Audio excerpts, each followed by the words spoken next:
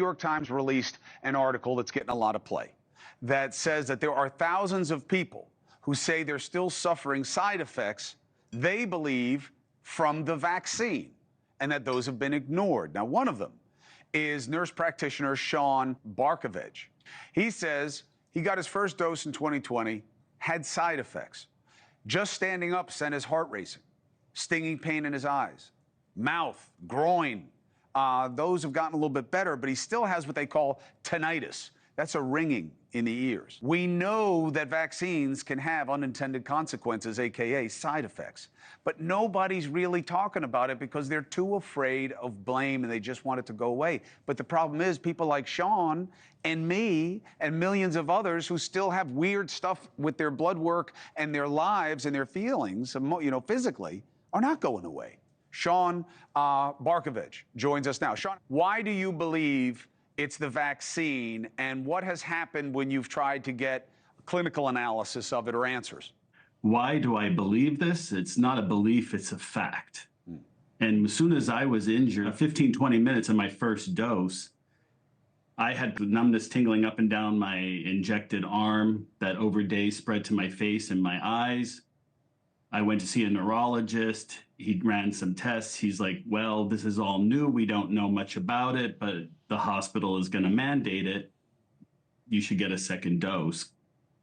And everything in my medical mind and in my bones was telling me, no, if you have a reaction after something, don't do it again.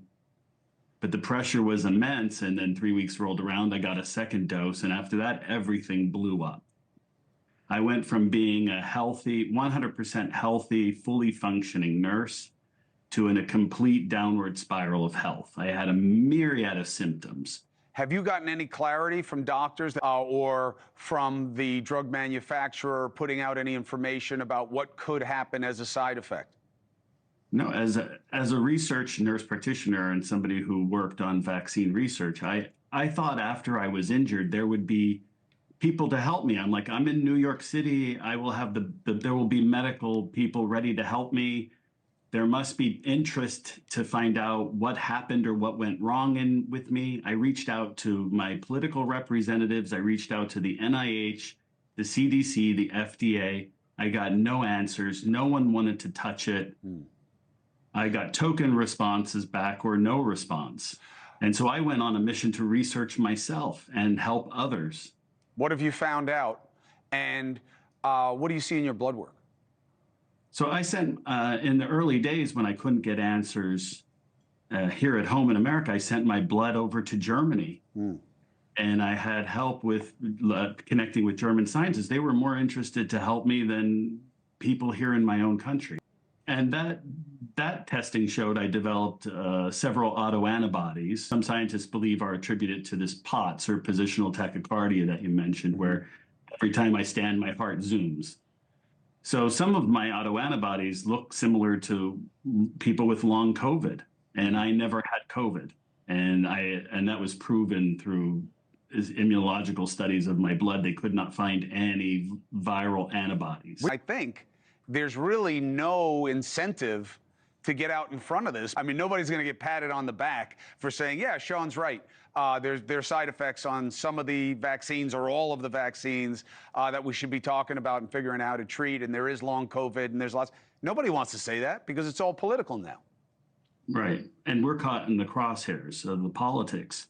I thought all my pro-vaccine colleagues would, that championed me on would be there to lift me up and help me. And in fact, they're the ones who turned around, dismissed, denied, and tried to censor and bury me. They're afraid that by showing my face, I'll drive vaccine hesitancy. But what they don't realize, and what I have come to realize, is that the censorship and the hiding of it is actually fueling vaccine hesitancy. If the government had just said, hey, these are novel vaccines. We don't, there will be reactions. Let's just have a program in place to deal with them. Set up a fund, obligate the manufacturers to provide help or research. I think the citizens would have appreciated that. But instead, what happened is they just suppressed me. And that also shocked me. When I tried to reach out online, Facebook, Instagram, they would tag my messages as if I'm misinformation. Yeah, that's right. And I'm just a desperate person that something bad happened to, and I'm reaching out and pleading for help. Well, let me tell you something, Sean. I can't help you because I'm no clinician. I'm sick myself.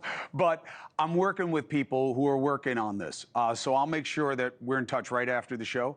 And I'll help any way I can. You may be ahead of me. I'll hook you up with my clinicians, and maybe you can share different protocols and things that may help. But I will never stop reporting on this. And all I'm doing is just beating the drum of you need to have a 9/11 style commission to figure out what worked and what didn't and what questions need to be answered, because it's not over. So not only are we not set up for the next pandemic, and there will be one, but we're not treating people, millions of people who still have problems from the last one. Sean, thank you very much for sharing your story. I'll be in touch.